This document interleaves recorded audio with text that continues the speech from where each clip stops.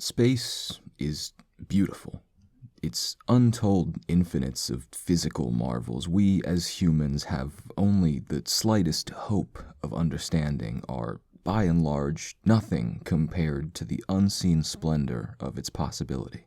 As vacuous as we convince ourselves it is, that quiet oblivion gives us cause to reflect on our existence as we slowly and ultimately very passively— Jesus fucking Christ, what is that?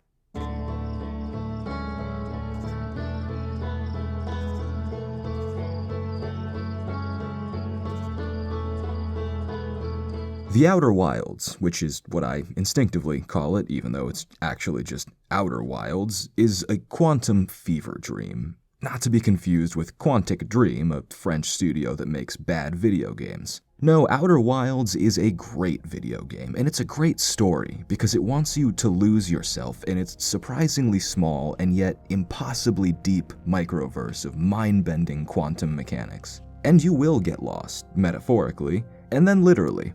And then you'll die. A lot.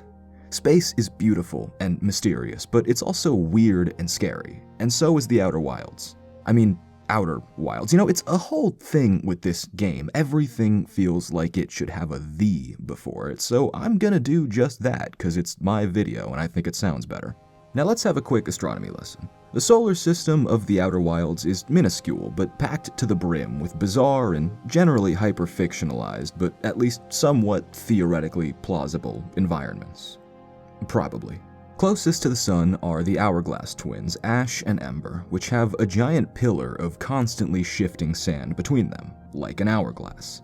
Yes, it can kill you if you're not careful. Then the Timber Hearth, which is basically just Earth. Then my personal favorite, the Brittle Hollow, named so for its unstable surface that has a black hole at the core. The black hole actually doesn't kill you, but instead teleports you to the white hole on the other side of the solar system. But if you teleport without your ship and run out of oxygen, then you'll die. The Giant's Deep, which is a water planet with a fluctuating cacophony of surface-level tornadoes, the Dark Bramble, which is very spooky and full of spoilers, and the Interloper, a comet with some dead aliens in it. The Interloper actually is called the Interloper, but you see how all these two-word planet names work better with a "the," right? Anyway, with the exception of some space stations and more spoilers, that's basically it. You play as Buzz Lightyear, but with 4 eyes, and instead of a laser gun, you have like a space ham radio, pretty much. And your job as the newest member of Outer Wilds Ventures is to go figure something out. Anything. Before the sun explodes.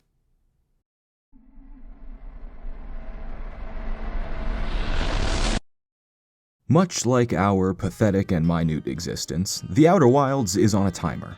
22 minutes to be exact. At that time, every time, the sun goes supernova and destroys everything, including Buzz Lightyear. Why, you ask? Scour the solar system to find out.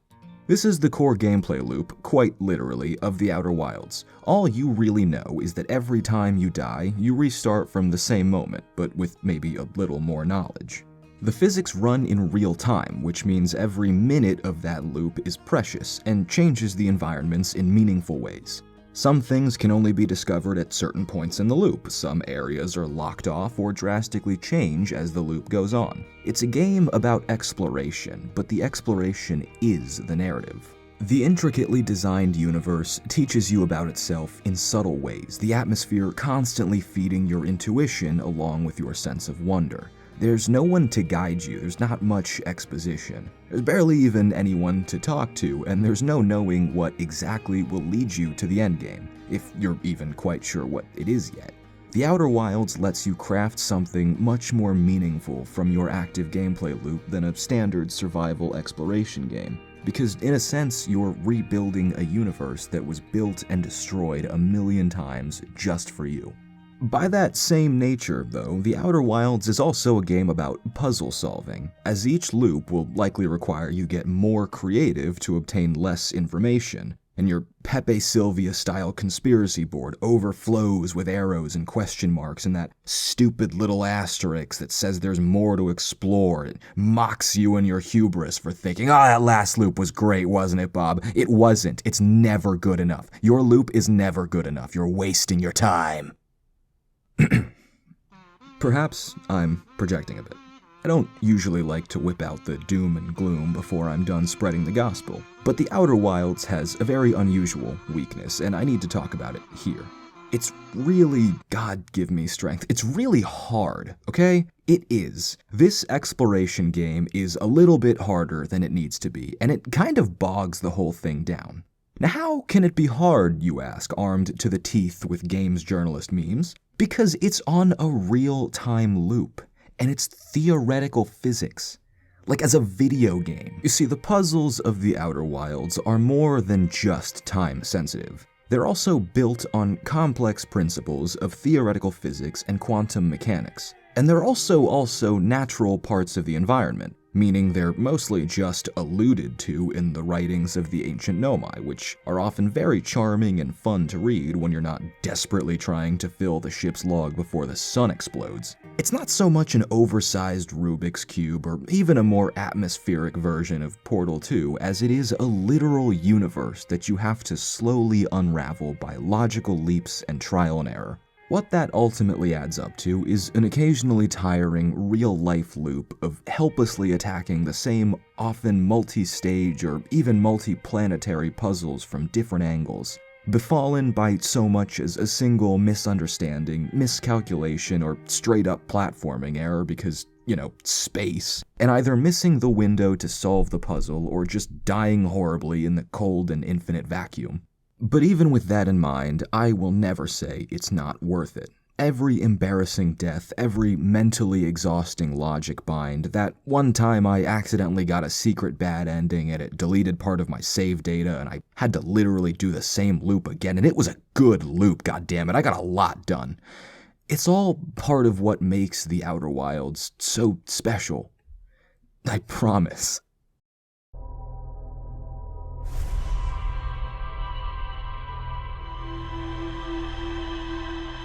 If I've never made it clear before, there's nothing I care about more than story. The Outer Wilds is an anomaly, kinda like everything in it, in that it makes interactive exploration into a story, and a really, really good one. Allow me to explain using a simple comparison that grants me opportunity to show my own videos. 13 Sentinel's pseudo-visual novel style utilizes interactivity to contextualize the story for the player, allowing them to unravel its mysteries in almost whatever order they choose. And it was built to accommodate that structure without ever being obnoxiously vague. It's a masterpiece, and I can't recommend it enough, but I'm here to gush about a different video game. The Outer Wilds takes this principle to its logical conclusion, effectively allowing the player to create the story, build it from the ground up. It's possible to beat the game in less than 10 minutes without a glitch, and if an infinite number of players did blind runs forever, one would eventually beat the game by accident on the second loop. The story is all there, but there's no clock on it, no order whatsoever. It's just science. Yes, science! The Outer Wilds defies the odds and makes raw exploration with no building or combat or dating sim minigames genuinely rewarding by making it both as awe-inspiring and as brutally punishing as space exploration actually is. You're playing just to learn, and you're learning just to know. If it sounds more like homework than an emotionally affecting journey, well, it can be. But it's like homework from a really awesome class, the one you went to during lunch to hang out with your cool teacher and learn life lessons. By that same logic, again, I'll admit this game isn't for everyone. It's not quite as expansive or as quirky as some of its survival exploration contemporaries. It's a bit of an oddity. It's quietly in the corner, doing its own thing. It reminds me more of Journey or Abzu, but like if everything could kill you all the time. That subtle narrative is there, it's waiting for you, that power that comes specifically from the environment and the atmosphere. From the soundtrack to the particle effects, I can't explain just how stunning this game can be. No matter how many times I saw it all unfold, it never stopped being absolutely breathtaking. You're breathtaking!